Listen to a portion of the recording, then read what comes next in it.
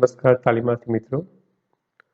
FI DElEd course 1બ અધ્યયતા અને મૂલ્યાંકનના આ વર્ગમાં હું ડૉક્ટર વિમલ મકવાણા આપ સૌનું હાર્દિક સ્વાગત કરું છું.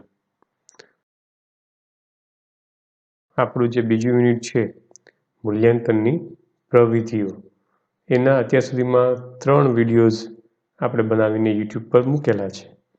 એમાં પહેલા 2 વિડીયો હતા એ રચનાત્મક મૂલ્યાંકનની પ્રવિધિઓ, જે 16 જેટલી પ્રવિધિઓ છે કે કઈ રીતે આપણે મૂલ્યાંકન કરી શકીએ એના વિશેના હતા.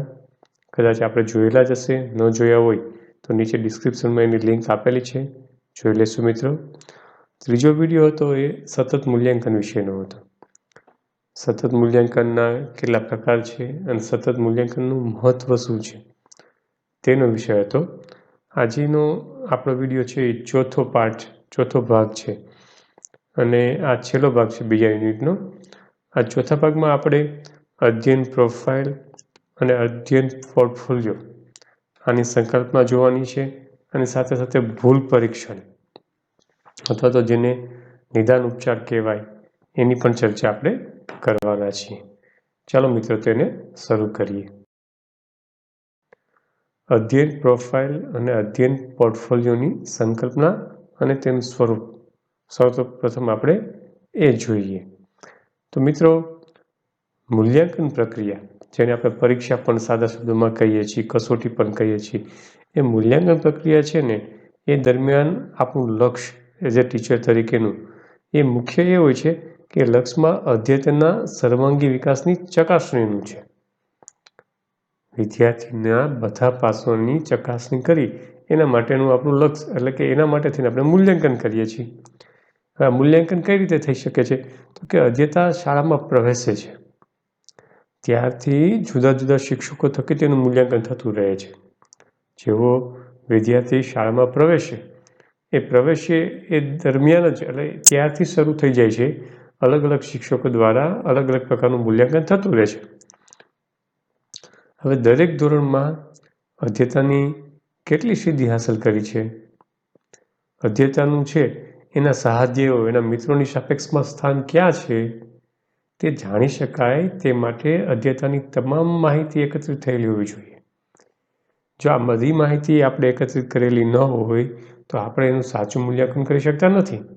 તો વિદ્યાર્થી જ્યારથી શાળામાં દાખલ થાય ત્યારથી એની બધી જ વિગત છે એ બધી માહિતી આપણી પાસે હોવી જોઈએ.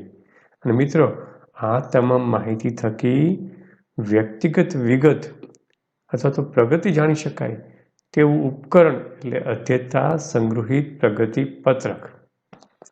મિત્રો, આ ખાસ યાદ રાખજો, અધ્યયતા સંગ્રહિત પ્રગતિ પત્રક એટલે શું કે જેમાં વિદ્યાર્થીની સંપૂર્ણ માહિતી હોય, માત્ર શૈક્ષણિક નહીં, બિન શૈક્ષણિક સહઅભ્યાસિક પ્રવૃત્તિને લક્ષી જે કંઈ બાબતો છે એનો ઉલ્લેખ પણ આની અંદર હોય છે.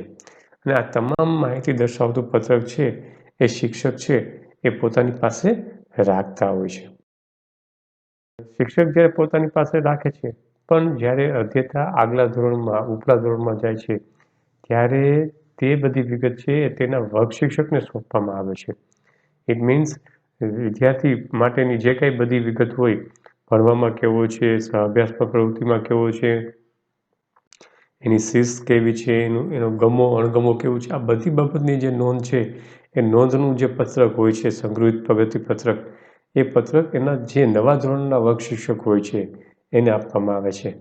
આમ તેમાં અધ્યયતાની શૈક્ષણિક તેમજ બિન શૈક્ષણિક, જે આપણે ચર્ચા કરી ગયા એ બાબતોની વિગતવાર નોંધ થયેલી હોય છે.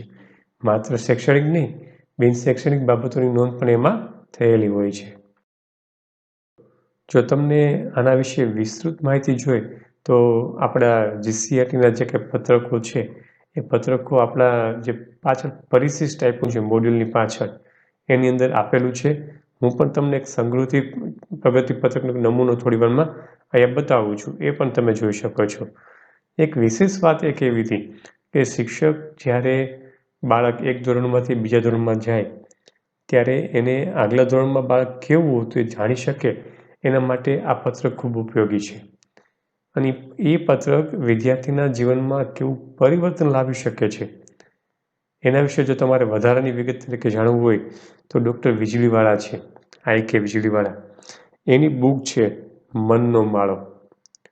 આ મનનો માળો જે બુક છે એમાં ટેડ નામની એક સરસ મજાની વાર્તા છે. હું તમને સૌને એક રિક્વેસ્ટ કરીશ કે જો તમે ટેડની વાર્તા ન વાંચી હોય તો તમે વાંચી લેશો તો તમને અધ્યયન પ્રોફાઇલ અને અધ્યયન પોર્ટફોલિયો શું છે એ તો ક્લિયર થશે, પણ શિક્ષક તરીકે વિદ્યાર્થીને કઈ રીતે ઓળખી શકાય અથવા તો એનામાં જે કાંઈ ગુણ કે અવગુણ છે એની પાછળનું રીઝન શું છે એ જાણવામાં આપણને ખૂબ ઉપયોગી થાય છે. એટલે આ વીજળીવાળાની જે મનનો માળો બુક છે એમાં ટેડ નામનું, આમ તો આખી બુક એના બધા ભાગો છે, 8 ભાગ સરસ વાંચવા જેવા છે, પણ પહેલો ભાગ છે મનનો માળો, એમાં ટેડની વાર્તા વાંચવાની હું તમને ખાસ ભલામણ કરું છું. મિત્રો, આપણે જેમ વાત કરી એમ અધ્યયતાની શૈક્ષણિક અને બિન શૈક્ષણિક બાબતોની વિગતવાર નોંધ થયેલી હોય. એ વિગતવાર નોંધ છે એ દરેક વર્ષની થતી રહે છે. આમ દર વર્ષે આ પ્રકારની માહિતીનો સંગ્રહ થતો રહે તેને અધ્યયન પ્રોફાઇલ કહે છે. એક શિક્ષક છે એ માહિતી લખે અને એ પત્રક છે આગલા ધોરણના શિક્ષકને આપે, એ લખે એટલે એ પછી એના પછીના નેક્સ્ટ ધોરણમાં જાય એને આપે. આમ આ પ્રકારની માહિતીનો સંગ્રહ થતો રહે અને આ જે માહિતીનો સંગ્રહ થતો રહે એને અધ્યયન પ્રોફાઇલ કહેવાય. પહેલો શબ્દ આવ્યો તો અધ્યયન માટેનું આપણે પ્રગતિપત્રક હતો, સંગ્રહિત પ્રગતિપત્રક. એના પછી એ પ્રગતિપત્રકમાં વિગતો ઉમેરાતી જાય છે ત્યારે અધ્યયન પ્રોફાઇલ બને છે. અને જો આ અધ્યયન પ્રોફાઇલ છે એમાં આપણે નેક્સ્ટ સ્લાઇડમાં તમને બતાવું છું, એ બધી માહિતીનું એકત્રીકરણ કરીને લગાવવામાં આવે, એ માહિતી નોંધવામાં આવે ત્યારે અધ્યયન પોર્ટફોલિયો બને છે. તો કઈ બાબતો નોંધીએ તો અધ્યયન પોર્ટફોલિયો તૈયાર થાય, સંગ્રહિત પ્રગતિપત્રક, દર વર્ષે ઉમેરાતો જાય એટલે અધ્યયન પ્રોફાઇલ, અને અધ્યયન પ્રોફાઇલમાં જે વિગતો ઉમેરીએ, કઈ વિગતો ચાલે એની ચર્ચા કરી જેથી પોર્ટફોલિયો બનાવી શકીએ આપણે. સૌથી પહેલાં તો એ બાબત હોય અધ્યયતાની વ્યક્તિગત માન્યતાઓ. ટુંડે ટુંડે મતિ ભીના, તો દરેક વ્યક્તિની, દરેક બાળકની માન્યતાઓ અલગ અલગ હોય છે. સામાન્ય ઉદાહરણ આપણે આપીએ છીએ કે કોઈ એવું કહે છે કે અડધો ગ્લાસ ખાલી છે અને કોઈ એમ કહે કે અડધો ગ્લાસ ભરેલો છે, તો એની વ્યક્તિગત માન્યતાઓ થઈ. તો એની વ્યક્તિગત માન્યતાઓને છે તો આપણે આ પોર્ટફોલિયોમાં ઉમેરીએ છીએ. બીજી બાબત આવે છે અધ્યયતાની પ્રગતિની યોજનાઓને સમજ. અત્યારે અધ્યયતા કઈ જગ્યા પર છે, આગળ ક્યાં જવા માગે છે, એ ત્યાં પહોંચવા માટેની યોજનાઓ, એનું પ્લાનિંગ શું છે, એના વિશેની સમજ શું છે, આ માહિતી આપણે એમાં મૂકવાની છે. નેક્સ્ટ આવે છે અધ્યયતાના પોતાના ધ્યેયો અને પ્રાપ્ત કરવાના પ્રયાસો. જે પ્રગતિની યોજના માત્ર એને લખીને તો રાખી, એનું ધ્યેય ક્યાં સુધી પહોંચવાનો છે અને ધ્યેય જે નક્કી કરેલું છે, જે આમ તો વાસ્તવિક ધ્યેય હોવું જોઈએ, એ ધ્યેય પહોંચવા માટેના એના પ્રયત્નો શું છે, પ્રયાસો શું છે, આ બાબતની નોંધ જ્યારે થાય છે ત્યારે અધ્યયન પોર્ટફોલિયો બને છે. માત્ર આ નહીં, એ સાથે સાથે અધ્યયતાને સ્વયંને અપગ્રેડ કરવાની વિગતો. મિત્રો, તમે જે જગ્યા છો એ જગ્યાએ ઊભું રહેવા માટે, ત્યાં રહેવા માટે પણ ઘણું દોડવું પડે છે. ઇટ મીન્સ તમે જે સ્ટેજ પર છો એ સ્ટેજ ઉપર ટકી રહેવા માટે તમારે પોતાની જાતમાં સતત સુધારો કરતો રહેવો પડે છે. આને આપણે અપગ્રેડેશન પણ કહીએ છીએ. કઠિયારાની વાર્તા ખબર છે કે એક કઠિયારો છે એની ધાર કાઢતો હતો અને 1 કલાકમાં જેટલા વૃક્ષ કાપતો હતો એટલા જ વૃક્ષો બીજો કઠિયારો આખા દિવસમાં કાપતો હતો. આની બંને વચ્ચેનો ભેદ શું હતો કે જે પહેલો કઠિયારો ઓછા સમયમાં ઝાડ કાપતો હતો એની કુહાડીની ધાર સતત કાઢતો હતો, ત્યારે બીજા કઠિયારા પાસે કુહાડી બુઠ્ઠી હતી. મિત્રો, કુહાડી છે એ આપણું મગજ પણ કહી શકાય. જો મગજની ધાર કાઢતા રહીએ, પોતાની જાતમાં સતત આપણે અપગ્રેડ કરતા રહીએ તો આપણે સફળતા ચોક્કસ મેળવી શકીએ છીએ. અહીંયા તો આપણે અધ્યયતાની વાત કરવાની છે કે પોતાની જાતને અપગ્રેડ કરવા માટેની કઈ એની પાસે વિગતો છે, શું કરે છે તેની વાત છે. એ સાથે અધ્યયતાની વ્યક્તિગત સિદ્ધિઓ, કંઈક ને કંઈક પ્રવૃત્તિઓ હોય એમાં એને ભાગ લીધો હોય તો એમાં ક્યાં એનો દેખાવ છે પ્રશંસનીય રહ્યો છે, એ વ્યક્તિગત સિદ્ધિઓ પણ આપણે આમાં લખતા હોઈએ છીએ. આ સાથે અધ્યયતાનું વ્યક્તિગત પુસ્તકાલય, લાઇબ્રેરી અને તેને કરેલ વિવિધ સંગ્રહ. મિત્રો, કોઈ વ્યક્તિ છે પોતાની આત્મકથા લખે છે, એને 80-100 વર્ષ જીવા હોય, 50 વર્ષ જીવા હોય અને એના જે અનુભવો થયા હોય એ આખા અનુભવો એ લગભગ મોટાભાગે 150થી 200 પેજમાં જેની આત્મકથા એમાં લખતા હોય છે. તો આપણે 80 વર્ષનો અનુભવ જો એક પુસ્તક વાંચવાથી મળતો હોય તો મિત્રો આ લઈ લેવો જોઈએ. એટલે ખાસ તમને એ કહું છું કે બધે મોટા જે લોકો મહાન લોકો થઈ ગયા છે એની આત્મકથા વાંચો તો તમને એમાંથી ખૂબ જાણવાનું મળશે. તો અહીંયા અદ્યતનનું વ્યક્તિગત પુસ્તકાલય છે અને કયા પ્રકારના સંગ્રહ કર્યા છે એની વિગત એની નોંધ પણ આપણે પોર્ટફોલિયોમાં કરતા હોઈએ છીએ. જે તે અધ્યયતા વિશે અન્ય શિક્ષક અને વાલી વગેરેના પ્રતિભાવોની નોંધ. જે આપણે સંગ્રહિત પ્રગતિપત્રકની વાત કરી એમાં દરેક શિક્ષક એ વિદ્યાર્થી વિશે પોતાનો અભિપ્રાય લખતા હોય છે. હું ફરી તમને કહું છું, ટેડની વાર્તા વાંચશો તો તમને ખ્યાલ આવશે. સાથે સાથે વાલી અને એના જેવા લોકોની પણ પ્રતિભાવોની નોંધ પણ હોય છે. અહીંયા પાછું હું તમને બીજી બુકનો એક રેફરન્સ આપવા માંગીશ. ડૉક્ટર આઈ.કે. વીજળીવાલાની બીજો ભાગ છે મોતીચારો.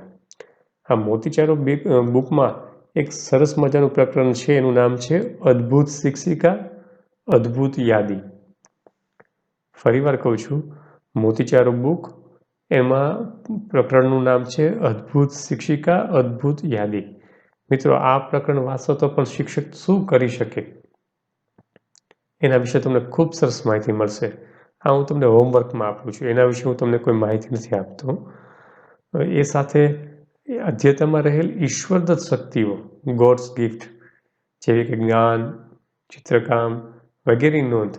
સરસ કોઈ મજાનું ગાઈ શકતું હોય, કોઈ સરસ ચિત્ર દોરી શકતું હોય, કોઈ સરસ નૃત્ય કરી શકતો હોય. દરેકની કેપેસિટી અથવા તો દરેકની ઈશ્વરદત્ત શક્તિઓ અલગ અલગ હોય છે. તો આની નોંધ પણ આપણે એની અંદર કરતા હોય છે. એ સાથે અધ્યયતાના જીવનમાં પ્રસંગોપાત બનેલી ઘટનાઓ કે જેની તેના પર વર્તન પર અસર થયેલી હોય છે. નાના બાળકો પર કુટુંબમાં જે કાંઈ બનાવો બનતા હોય છે એની ખૂબ ગહન અસરો પડતી હોય છે. મમ્મી પપ્પાનો સંબંધ કેવો છે, એને ભાઈઓ, મિત્રો, સંબંધીઓ, આ બધાની અસર છે એના મગજ પર ખૂબ પડતી હોય છે. તો એની જે અસર પડેલી હોય છે એ પ્રસંગોથી વિદ્યાર્થીનું જીવન કેવું બદલાય છે, સારું થાય છે કે ખરાબ થાય છે, એ જોવા માટે પણ આપણે અધ્યયન પોર્ટફોલિયોનું આપણે મદદ લઈ શકીએ છીએ. મિત્રો, આ બધી બાબતોની શિક્ષક નોંધ રાખે છે. તે દસ્તાવેજ સાચવે તેમજ તે વિશે એક માહિતી સતત અપગ્રેડ કરે અને જૂની માહિતીને જરૂર જણાય તો દૂર કરે છે. એટલે આ પ્રકારની વિગતવાર માહિતીનું સંકલન એટલે અધ્યયન પોર્ટફોલિયો. મિત્રો, આપણે ત્રણેય બાબતની ચર્ચા કરી: સંગ્રહિત પ્રગતિપત્રક, અધ્યયન પ્રોફાઇલ અને અધ્યયન પોર્ટફોલિયો. ત્રણેયને ટૂંકમાં કહેવું તો શું કહેવાય? ચાલો એ પણ જોઈએ. ટૂંકમાં અધ્યયતા સંગ્રહિત પત્રક એટલે અધ્યયતા સંબંધિત નિર્દેશિત માહિતીનો કોઈ એક સમયનો સંગ્રહ. ઉદાહરણ તરીકે લેવું હોય તો લેવાય કે પહેલા ધોરણનો જે સંગ્રહ છે એક સમયનો, એ એક જ સમયનો જે હોય એ સંગ્રહિત પ્રગતિપત્રક કહેવાય. કે જેમાં ધોરણ 1ની અથવા તો કોઈ પણ ધોરણ લઈ શકીએ આપણે, એ ધોરણની અધ્યયતાની બધી માહિતી એની અંદર હોય છે. જ્યારે અધ્યયન પ્રોફાઇલ એટલે અધ્યયતા સંબંધિત તબક્કાવાર. જો મિત્રો, આ શબ્દ યાદ રાખજો, તબક્કાવાર નિર્દેશિત માહિતીનો સંગ્રહ કે જે વિષયક માહિતીમાં સતત સમયાંતરે ઉમેરો થતો રહે છે. આ બંનેને સમજવું હોય તો એવું સમજી શકાય કે પહેલા ધોરણના શિક્ષકે સંગ્રહિત પ્રગતિપત્રક લખીને બીજા ધોરણને આપ્યું, બીજા વાળે ત્રીજા વાળે ચોથાને, આમ સતત સમય મુજબ એમાં ઉમેરો થતો રહે માહિતીમાં, ત્યારે છે તે અધ્યયન પ્રોફાઇલ બને છે. આ માહિતી સાથે જ્યારે અધ્યયતાની અન્ય માહિતી, સિદ્ધિ, વલણો, પ્રસંગો વગેરેને સતત નોંધવામાં આવે છે કે ઉમેરવામાં આવે છે અને તાજેતરની માહિતી તેમાંથી પ્રાપ્ત થાય ત્યારે તે અધ્યયન પોર્ટફોલિયો બને છે. મિત્રો, આમ અધ્યયન પ્રોફાઇલ, અધ્યયન પોર્ટફોલિયો અને સૌની પહેલાં સંગ્રહિત માહિતી પત્રક છે, એ ત્રણેયની ચર્ચા આપણે અહીંયા કરેલી છે. હવે આગળ નવો મુદ્દો લઈએ છીએ આપણે. નવા મુદ્દા પહેલાં મેં તમને કીધું એમ કે જીસીઆરટી દ્વારા શાળાકીય સર્વગ્રાહી મૂલ્યાંકન અથવા તો સર્વગ્રાહી વિકાસાત્મક સંગ્રહિત પ્રગતિપત્રક, જેને પત્રક ઈ તરીકે ઓળખવામાં આવે છે, એનો આ એક નાનો નમૂનો આપ્યો છે. આમ તો 16 થી 18 પેજમાં છે, પણ અહીંયા મુખ્ય 4 થી 5 પેજ હું તમને દર્શાવું છું. આ ફ્રન્ટ પેજ છે, પહેલું પેજ, જેમાં વિદ્યાર્થીનું નામ, જન્મ તારીખ, પહેલા ધોરણમાં ક્યારે દાખલ થયા, ત્યાંથી શરૂ થાય પહેલા ધોરણથી, એ બધી વિગત આવે છે. પછી શિક્ષક માટેની સૂચનાઓ છે, શિક્ષકે આ પત્રક છે એ કઈ રીતે ભરવાનું છે એની બધી માહિતી છે. પછી અહીંયા વિદ્યાર્થીની સામાન્ય બધી માહિતી આપેલી છે. નામ હોય, જન્મ તારીખ, પછી જન્મસ્થળ, ધર્મ, જ્ઞાતિ, પેટા જ્ઞાતિ, ઓળખની નિશાની, વતનનું સરનામું, હાલનું સરનામું, ઘરમાં બોલાતી ભાષા, આવી બધી વિગત આવે છે એમાં. મિત્રો, આ બધી હું ખાલી તમને એક જાણકારી માટે આપું છું. બાકી મોડ્યુલના છેલ્લા પેજો તમે જોશો તો તેમાં આ આખું પત્રક તમને આપેલું છે. પછી શાળા પ્રવેશ સમયની કૌટુંબિક માહિતી. જો આ બધી જ માહિતી તમને કઈ છે એમ ધોરણ પ્રમાણે આગળ ઉમેરાતું જાય છે. હવે ધોરણ 8, આવું 1 થી 7 ધોરણનું પત્રક છે. મેં માત્ર 8મા ધોરણનું લીધું, શૈક્ષણિક બાબતો છે. હવે અહીંયા દરેક ધોરણમાંનો દેખાવ કેવો છે એ છે. મિત્રો, મેં તમને કીધું એમ કે આ મેં માત્ર મુખ્ય પેજ લીધા છે. બાકી 16 થી 18 પેજમાં આખું સંગ્રહિત માહિતી પત્રક આપેલું છે. તમે જોજો તો તમને વિસ્તૃત એનો ખ્યાલ આવશે. મિત્રો, હવે આપણે ચર્ચા કરી છે ભૂલ પરીક્ષણ, જેને બીજી ભાષામાં આપણે નિદાન ઉપચાર પણ કહીએ છીએ. મિત્રો, ભૂલ પરીક્ષણમાં જોઈએ તો અધ્યાપન શાસ્ત્રની જુદી જુદી પદ્ધતિઓના ઉપયોગથી શિક્ષક છે એ વર્ગખંડમાં અધ્યાપન કાર્ય કરે છે. કેટલીક પદ્ધતિ ખૂબ જ અસરકારક હોય અને રસપ્રદ પણ હોય, એમ છતાં પણ કેટલાક અધ્યતાઓને માફક આવતી નથી. એટલે કે એમના પક્ષે એમને રસ નથી પડતો કે નથી કશું અધ્યયન પણ થતું. શિક્ષક એ અલગ અલગ પદ્ધતિથી ભણાવે છે, પણ વિદ્યાર્થીને ક્યાં તો રસ નથી પડતો અથવા તો કંઈ સમજાતું નથી, એટલે અધ્યયન પણ થતું નથી. અધ્યાપન ત્યારે જ સફળ થાય જ્યારે અધ્યાપનનું વિષય વસ્તુ અને તે રજૂ કરવાની શૈલી, આ બંને છે એ અધ્યતાની ગ્રહણ કક્ષા અને તેના પૂર્વાનુભવોને અનુલક્ષીને હોય. વળી અભ્યાસક્રમના જે તે મુદ્દાની પૂર્વ સમજ, એટલે કે એનું પૂર્વ જ્ઞાન કે જ્ઞાન અધ્યતાને હોય તો જ તે કે તેના પછીનું થોડું વધુ કે ઉચ્ચ જ્ઞાન મેળવી શકે. જ્યાં સુધી વિદ્યાર્થી પાસે કોઈ વિષયનું પૂર્વ જ્ઞાન ન હોય, પૂર્વ સમજ ન હોય, ત્યાં સુધી એ નવું જ્ઞાન અથવા તો ઉચ્ચ જ્ઞાન મેળવી શકતા નથી. દાખલા તરીકે આપણે જોઈએ તો ગણિત વિષય છે, તો ગણિત વિષયમાં ગુણાકાર શીખવતા હોય એ પહેલાં વિદ્યાર્થીઓને સરવાળા અને ઘડિયા આ બંને આવડવા જોઈએ. જો એ બંને ન આવડતા હોય તો ગુણાકારમાં બાળકને ક્યારેય આવડવાનું નથી. એ જ રીતે માનો ભાષા હોય, એમાં અંગ્રેજી વિષય છે અને અંગ્રેજીમાં આપણે સંયુક્ત કે મિશ્ર વાક્ય છે એ શીખવવું છે, તો એને પહેલાં વિદ્યાર્થીને સાદું વાક્ય આવડવું જોઈએ. સાદું વાક્ય ન આવડે તો આપણે એને મિશ્ર વાક્ય કે સંયુક્ત વાક્ય શીખવી શકતા નથી. ટૂંકમાં જ્યારે વિદ્યાર્થી પાસે જે તે વિષયનું પૂર્વ જ્ઞાન જેટલું હશે, એનો રસનું વિષય હશે, તો એને આપણે નવું જ્ઞાન કે ઉચ્ચ જ્ઞાન આપી શકીએ છીએ. આમ જોઈએ તો પૂર્વ જ્ઞાન છે એને તપાસી જોવા માટે અધ્યતાને કસોટી પત્રો આપી એની ચકાસણી થવી જોઈએ. આવી કસોટીમાં અધ્યતાને શું અને કેટલું નથી આવડતું તેનું માપન થાય છે, નહીં કે તેને શું આવડે છે. મિત્રો, આ ખાસ યાદ રાખજો, નિદાન અને ઉપચારમાં કસોટીઓમાં અધ્યતાને શું અને કેટલું નથી આવડતું તેનું માપન થાય છે, નહીં કે તેને શું આવડે છે. દાખલા તરીકે ગુજરાતી છે તો ગુજરાતી વિષયમાં વ્યાકરણમાં વિશેષણ અને તેના પ્રકાર શીખવતા પૂર્વે નિદાન કસોટી એપમાં આપવામાં આવે એને, તો એને ભાષામાં શું નથી આવડતું, માનો કે નામ, સર્વનામ, ક્રિયાપદ, આ બધું શોધી કાઢવાનું છે. જો નામ, સર્વનામ, ક્રિયાપદ એના વિશે એને ખબર જ ન હોય તો તમે વિશેષણ વિશે એને કેટલું પણ ભણાવો, એને ક્યારે આવડવાનું નથી. એટલે શું નથી આવડતું એ જાણી અને પછી આપણે એને આગળનું કાર્ય કરાવવાનું છે. નિદાન કસોટી દ્વારા અધ્યતાની ભૂલો શોધી કાઢ્યા પછી તેને શીખવાનો નવો વિષય કે મુદ્દો કાં તો સુધારીને હળવો કરવો પડે અથવા તો પૂર્વે બીજું જે નથી આવડતું ને તે શીખવવું પડે. આ બાબતને નિદાનાત્મક કે ઉપચારાત્મક કહેવાય. એટલે કે વિદ્યાર્થીની આપણે કસોટી લીધી એટલે આપણને ખ્યાલ આવે કે કયો મુદ્દો નથી આવડતો. હવે એ જ મુદ્દો જો આપણે એને શીખવવો હોય ફરી, તો એ મુદ્દાને હળવો બનાવવો પડે, એ સમજાય એ સ્તરે લઈ જવું પડે.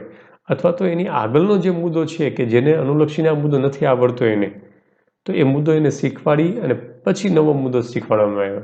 એટલે આ જે ક્રિયા આપણે કરી છીએ એ ક્રિયાને નિદાનાત્મક અથવા તો ઉપચારાત્મક કહેવાય.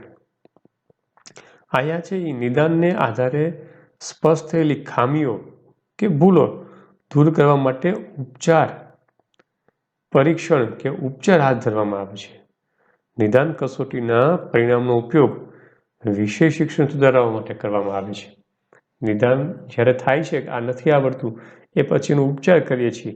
શા માટે કરીએ છીએ? તો કે વિષય શિક્ષણ સુધારણા કરવા માટે આવે છે. મિત્રો, આ રીતે સમગ્ર શૈક્ષણિક પ્રક્રિયામાં એવા કયા કયા પરિબળો ભાગ ભજવે છે કે જેથી અધ્યતા તેના અધ્યયનમાં ભૂલો કરે છે કે નબળો પડે છે, તે ગોતવાનું જે કંઈ કામ છે એને નિદાનાત્મક કહેવાય. મિત્રો, આ નિદાન કામ એટલે શું કે વિદ્યાર્થીની જે ભૂલો પડે છે, નબળો પડે છે તે શોધવાનું કામ છે એ નિદાનાત્મક કામ આપણે કહી શકીએ છીએ. અને આ કસોટીઓ જે અધ્યયનની ભૂલો કચાશનું નિદાન કરે છે, ઉપચાર કરે છે, તે રીતે ભૂલ પરીક્ષણના સંદર્ભમાં પણ આપણે મૂલવી શકીએ છીએ. મિત્રો, છેલ્લો અને નવો મુદ્દો છે મૂલ્યાંકન નીતિનો વિકાસ અને ઉપયોગ. શાળાની વિવિધ શૈક્ષણિક સિદ્ધિનું પ્રમાણપત્ર છે એ આપણને શૈક્ષણિક મૂલ્યાંકનમાંથી મળવું જોઈએ. એ જ પ્રમાણે અમુક અધ્યતાએ વિષય કે અમુક અભ્યાસ ક્ષેત્રમાં કેટલી પ્રગતિ સાધી છે તેનું પ્રમાણપત્ર આપણને શૈક્ષિક મૂલ્યાંકનમાંથી નીકળવું જોઈએ. મૂલ્યાંકન દ્વારા અધ્યતામાં ઇચ્છનીય ફેરફારો કરવા પોતાનું પાયાનું કાર્ય શિક્ષક સારી રીતે કરી અને સમજીને કરી શકે છે.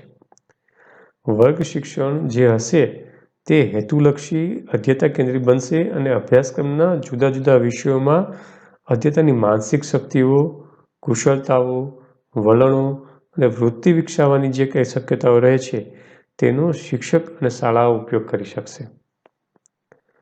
ડૉક્ટર રવિન્દ્ર દવેના શબ્દોમાં સમજીએ તો જ્ઞાન યુગના આ નવા શિક્ષણ તેમજ મૂલ્યાંકનના હેતુઓ અંગે પ્રાથમિક કક્ષાના બધા જ અધ્યતાઓને સજાગ કરી તે માટે તેઓ આવશ્યક હેતુઓમાં નૈપુણ્ય પ્રાપ્ત કરે એવી પ્રગતિશીલ કેળવણીની યોજના ઘડવી પડશે. નવા યુગની આવશ્યકતાઓને ધ્યાનમાં રાખીને રોજબરોજની શિક્ષણ પ્રશિક્ષણની પ્રવિધિઓમાં કેટલાક પાયાના ફેરફારો કરવા પડશે. એક્ટિવ એન્ડ ડાયનેમિક પ્રવિધિઓ તથા પ્રવૃત્તિઓ દ્વારા અધ્યયનોમાં જ્ઞાનાત્મક, સર્જનાત્મક, ભાવાત્મક, મૂલ્યાત્મક તેમજ કૌશલ્યાત્મક વિકાસનું રચનાત્મક મૂલ્યાંકન આ સમયે કરતા રહેવું પડશે. મિત્રો, આ મૂલ્યાંકન નીતિનો જે વિકાસ કહેવાય અથવા તો એનો ઉપયોગ છે એના મુદ્દા છે. અને એ કરવાથી શું થશે તો જોઈએ કે શૈક્ષણિક મૂલ્યાંકનની યોગ્ય નીતિ છે એ નીતિના વિકાસથી અને તેમાં ખાસ કરીને રચનાત્મક સતત મૂલ્યાંકનના માધ્યમથી પરીક્ષાનું અકુદરતી વર્ચસ્વ છે જે અદ્યતનના માણસને અભ્યાસક્રમ, પાઠ્યક્રમ, શિક્ષણ પદ્ધતિઓ અને અદ્યતનની અધ્યયન ટેવો વગેરેને જકડી લીધી છે ને એ દૂર કરશે. એનો મતલબ એવો છે પરીક્ષાનું જે મેઇન ફોકસ આવી ગયું છે એ સતત મૂલ્યાંકનના મહત્વને જો વધારે આપણે આપીએ તો એમાંથી નીકળી જાય છે. વિદ્યાર્થીના મનમાં જે પરીક્ષાનો અકુદરતી ડર છે એ નીકળવાની પૂરી શક્યતાઓ છે. તો છે વિષય શિક્ષણની પદ્ધતિઓ પણ જડ, યાંત્રિક અથવા તો હરબાટ પદ્ધતિના માર્ગમાંથી છૂટશે અને તે શૈક્ષણિક અનુભવોનું સ્વરૂપ પામી શકશે. પાઠ્યક્રમ, પાઠ્યપુસ્તક, શિક્ષણ પદ્ધતિઓ અને અભ્યાસની ટેવોમાં રહેલ ક્ષતિઓનું નિદાન સ્વાભાવિક થતું રહે. પરિણામે પાઠ્યક્રમ, પાઠ્યપુસ્તકો, શિક્ષણ પદ્ધતિ વગેરેને સુધારવાની ચોક્કસ દિશા આપશે આપણને. બીજું છે શિક્ષકને શૈક્ષણિક નિર્દેશન અને સલાહનું કાર્ય કરવાની ચોક્કસ ભૂમિકા પ્રાપ્ત થશે. છેલ્લો મુદ્દો આવે છે અધ્યતાનું સર્વાંગીણ પ્રગતિ પત્રકની વિગતો ભરવા માટે ચોક્કસ સામગ્રી, જેને આપણે ડેટા પણ કહીએ છીએ, એ ડેટા શિક્ષકને પ્રાપ્ત થશે. આવી તો અનેક શૈક્ષણિક નીતિ, શક્યતાઓ અને મૂલ્યાંકનના વિચારોમાં રહેલી છે. મિત્રો, સ્મૃતિ એટલે શું? તો કે સ્મૃતિ એટલે યાદ રાખવું, યાદ રાખીને આપણે ટકા લાવી શકીએ. જ્યારે બુદ્ધિ એટલે શું? તો કે જે કંઈ શીખેલું છે એને વાસ્તવિક પરિસ્થિતિમાં ઉપયોગ કરી અને જે કંઈ સમસ્યાઓ છે એને ઉકેલ લાવી. તો સ્મૃતિ અને બુદ્ધિ આમ જોઈએ તો થોડીક અલગ બાબત નીકળે છે. તો આ રીતે જો આપણે વિદ્યાર્થીનું મૂલ્યાંકન કરશું તો આપણે ક્યાંક ને ક્યાંક એને સ્મૃતિમાંથી લઈ જઈ અને બુદ્ધિમાં ટ્રાન્સફર કરવાનો પ્રયત્ન આપણે કરી શકશું. મિત્રો, અહીંયા આપણો બીજો યુનિટ છે એ પૂરો થાય છે. ફરી પાછા નવા યુનિટમાં આપણે ત્યાં સુધી રજા આપશો. સાથે તમને ફરી એકવાર રિક્વેસ્ટ કરી દઉં કે જો તમે હજી યુટ્યુબ ચેનલને સબસ્ક્રાઈબ ન કરી હોય તો કરી દેજો, જેથી આવા જ બીજા ડીએલએડના અને ટેટને લગતા વિડીયો આપણને મળતા રહે. મિત્રો, ફરી એકવાર રિફર કરું છું, ડાબી બાજુ નીચે પીટીસી સેતુ બ્લોગ સ્પોટનું એડ્રેસ આપેલું છે. એ બ્લોગ ઉપર પરીક્ષાના જૂના પેપર્સ, બ્લુ પ્રિન્ટ, ખાસ કરીને આ જ વિષયની ક્વિઝ પણ આપેલી છે એસવાયની. તો એ ક્વિઝ રમશો તો તમારું આ જે પાર્ટ છે એનું સરસ મજાનું રિવિઝન પણ થઈ જશે. મિત્રો, ફરીવાર થેન્ક યુ વેરી મચ, અને ચેનલને સબસ્ક્રાઈબ કરવા વિનંતી છે. અને તમારા જો બીજા ડીએલએડના મિત્રો ભણતા હોય એની સુધી આ વિડીયો શેર કરજો. Thank you very much. Have a wonderful day.